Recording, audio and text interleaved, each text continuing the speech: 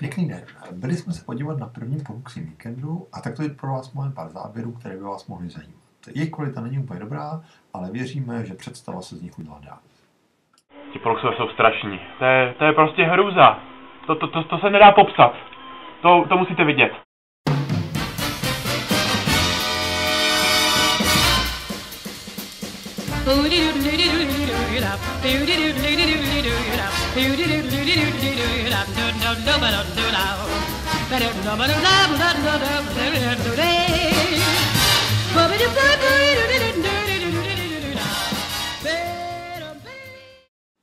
To byl takový rychlý přehled. Teď se pojďme na jednotlivé části víkendu podívat podrobněji. Významnou část zabralo plánování toho víkendu následujícího.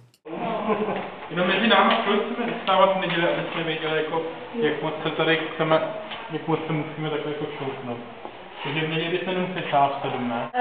Jo, který teď kompetence máme řešit? Všechny? No, ne, my jako jestli by se nám tam některá nehodila na ten program. Jo, tak prostě to jedno snad. A já myslím jako... Tak já ti budu dávat návrhy, co si myslíš, že by se tam hodilo, jo? Jo. Akorát tady ten vrchol bych udělala večer. Jo, a ten neděle by asi taky měla jít trochu... Vejš než ten... A někam do nekonečna. Tak... OK. A ten Čko? A buď tam má, nebo s vepřovým, nebo s hovězím. Já myslím, že vepřový je dobrý kompromis, není tak drahý jako hovězí, ale je lepší než bušty. No jasně, pokud budeme ale pokud by to mělo tak úplně... na hodinu a půl. No, teď nám to konečně nevysvětlí. takže ještě takhle. Ale třeba ještě taky jako úklid, co tady vůbec nemáme, taky věci. Tím pádem Kromě plánování došlo i na několik dalších činností a některé vás možná malinko překvapí. Ladím systém, jo. Já myslím, že to je jednoduchý. Podle mě, když to teď jednou přečteme, tak to budeme mít v ušku natolik, že to pak zaspíváme. Jak ty zpívat, když sedíš, co bránice? Bránice mu nebrání. V tomhle super zpívání.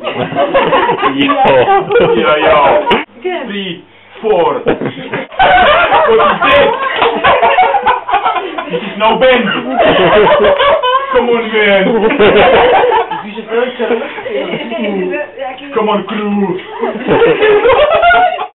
Část záznamu s vlastním hudebním vystoupením jsme se rozhodli neodvysílat, nejsme si jistí, zda bychom se tím dopustili šíření poplašné zprávy nebo obecného ohrožení. A teď se ještě společně podívejme na shrnutí těch nejdůležitějších momentů celého víkendu a potom už přijde úplný závěr. Takže měli byste jenom se část 7, ne? Jak to vidíte? Já si myslím, že to bude naprosto v pohodě. Fakt? super to bude. Jako vážně?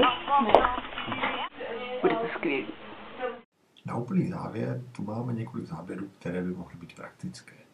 Je na nich prostě to, jak základna, kde se za pár týdnů vidíme, vypadá.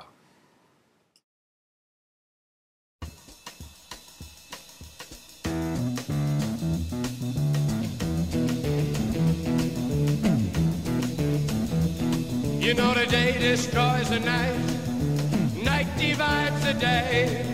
Try to run